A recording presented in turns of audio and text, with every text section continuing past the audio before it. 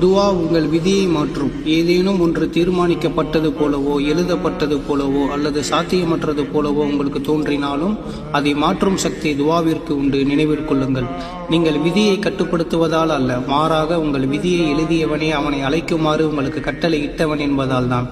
சில சமயங்களில் அந்த சோதனையும் எழுதப்பட்டிருந்தது. ஆனால் நள்ளிரவில் நீங்கள் அழுது கொண்டே கைகளை உயர்த்தி துவா செய்த அந்த தருணமும் எழுதப்பட்டிருந்தது. அதை தொடர்ந்து வரும் நிம்மதியும் கூட எழுதப்பட்டிருந்தது. அல்லாவுக்கு நீக்குவதற்கு முடியாத பாரம் எதுவும் இல்லை. தொடர்ந்து நீங்கள் துவா செய்யுங்கள், உங்கள் துவா ஒருபோதும் வீணாவதில்லை.